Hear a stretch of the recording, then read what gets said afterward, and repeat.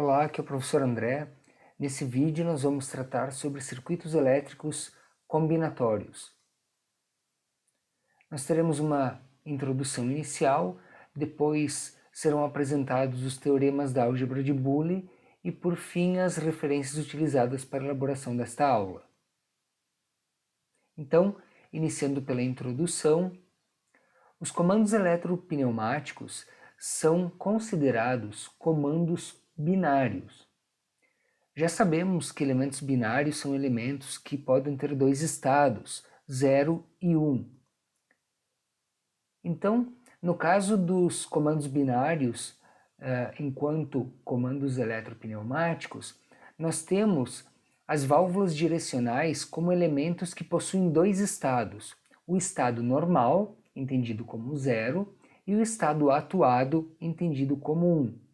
Então, uma válvula direcional que estiver na sua posição de repouso, na sua posição normal, poderá ser entendida como posição 0, estando em 0.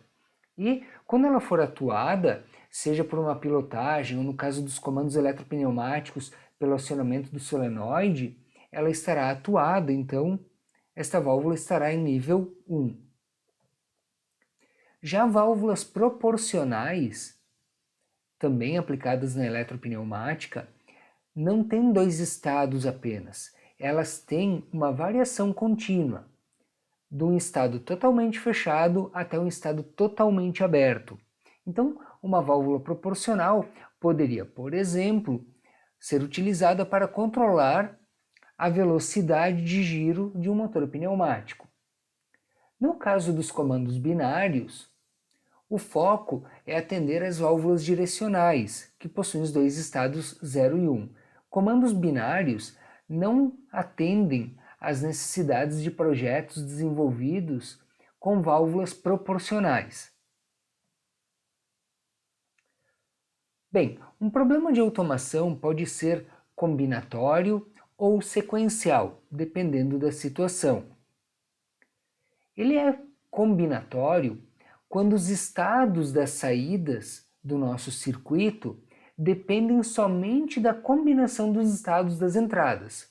Então, por exemplo, acionar o solenoide que faz um cilindro avançar ou acionar o solenoide que faz o cilindro recuar dependerá única e exclusivamente das entradas, que seriam, por exemplo, botões e sensores.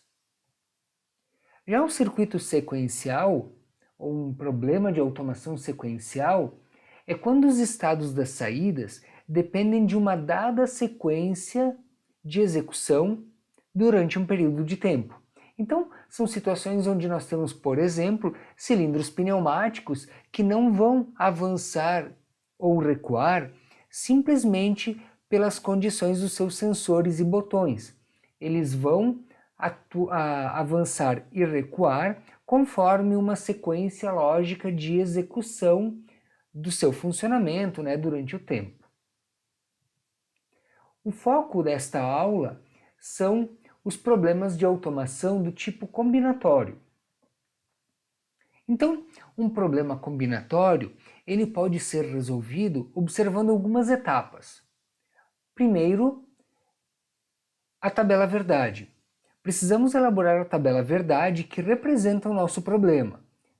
Lembrando que a tabela verdade, ela possui as combinações possíveis para as entradas e o estado da saída para cada combinação de entradas.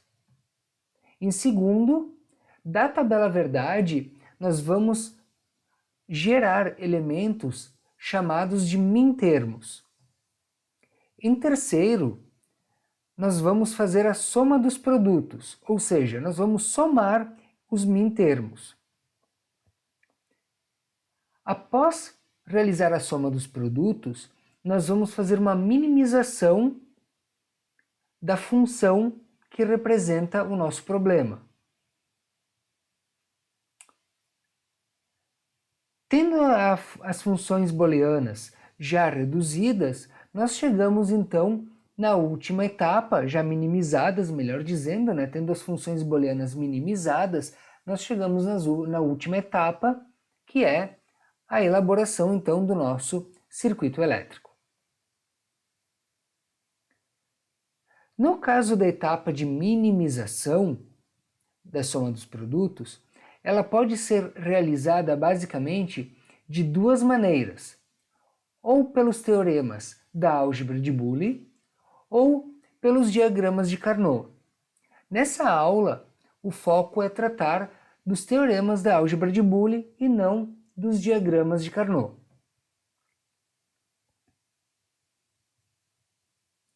Então, vendo agora os teoremas da álgebra de Boole, nós temos basicamente 4 teoremas, ou melhor dizendo, 4 grupos de teoremas: os postulados, as propriedades, os teoremas de Morgan e as identidades auxiliares.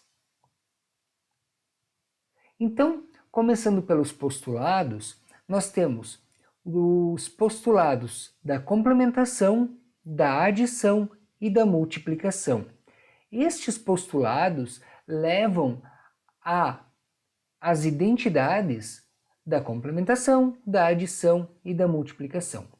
Então, começando aqui pelo postulado da complementação, o que acontece? Se o A é igual a 0, então A barrado será igual a 1. Lembrando, né, que a barra aqui, a simbologia de negação, ela inverte o valor da nossa variável, no caso variável A.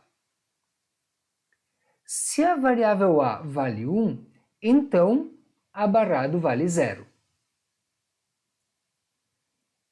Então, com base nesse postulado da complementação, nós podemos verificar a identidade da complementação em que nós temos A barrado barrado sendo igual a A. O que isso significa? Se o A vale 0, barrado barrado, ele continuará valendo 0. Por quê? Porque 0 barrado é 1, esse 1 barrado novamente volta a ser 0. A mesma coisa, 1 barrado barrado é igual a 1. Já os postulados da adição, eles são aqui 4. Então nós temos 0 mais 0 é igual a 0, 0 mais 1 é igual a 1, 1 mais 0 é igual a 1 e 1 mais 1 é igual a 1. Então, com base nesses postulados da adição, nós temos as identidades da adição, onde A mais 0 é igual a A, sendo que A pode assumir o valor 0 ou o valor 1, A mais 1 é igual a 1, A mais A é igual ao próprio A, então, por exemplo, se o A vale 0, 0 mais 0 é igual a 0. Se o A vale 1, 1 mais 1 é igual a 1. E A mais A barrado é igual a 1. Temos os postulados da multiplicação, onde 0 vezes 0 é igual a 0, 0 vezes 1 é igual a 0, 1 vezes 0 é igual a 0 e 1 vezes 1 é igual a 1. Com base nesses postulados, temos as identidades da multiplicação, onde A vezes 0 é igual a 0, A vezes 1 é igual a A vezes A é igual a A, e A vezes A barrado é igual a 0. Dando continuidade, nós temos as propriedades. Temos basicamente 3 grupos de propriedades aqui: as propriedades comutativas, associativas e distributivas.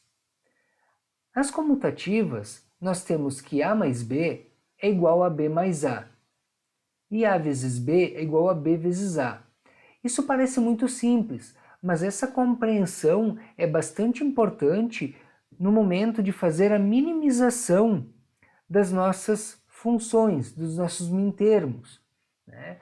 Porque muitas vezes nós vamos fazer uma comparação dessas regrinhas e se nós tivermos apenas a regra escrita como A mais B e na nossa equação aparecer lá na nossa função B mais A, nós temos que entender que é a mesma coisa.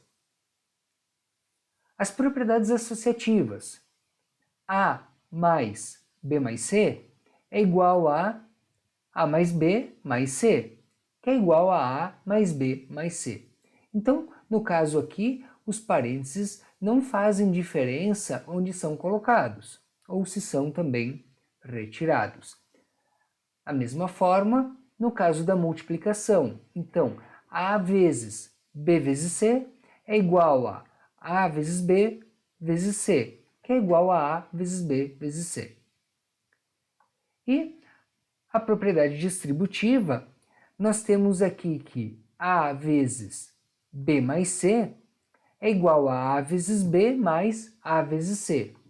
Então, fazendo aqui a distributiva, A está multiplicando B, mais A está multiplicando C. Muitas vezes vai ser necessário olhar essa propriedade distributiva de forma inversa, onde nós teremos situações similares a esta aqui, em que o termo a entrada A no caso, é igual tanto nesta multiplicação quanto nesta multiplicação, portanto, poderá ser colocado em evidência. Temos os teoremas de Morgan,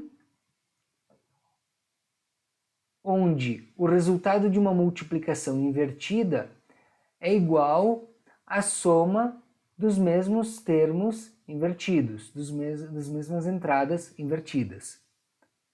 Da mesma forma que o resultado de uma soma invertida é igual às entradas invertidas e multiplicadas. E por fim, temos as identidades auxiliares, que são algumas regrinhas que também auxiliam na minimização. Então, A mais B vezes, A mais A vezes B é igual a A. Lembrando aqui que A, B e C são entradas, portanto, representando, por exemplo, botões de comando, sensores indutivos, sensores capacitivos e assim por diante. Outra identidade, A mais A barrado vezes B é igual a A mais B. E A mais B multiplicado por A mais C é igual a A mais B vezes C. Então, aqui são as referências que foram utilizadas para esse material. Obrigado pela atenção e até mais.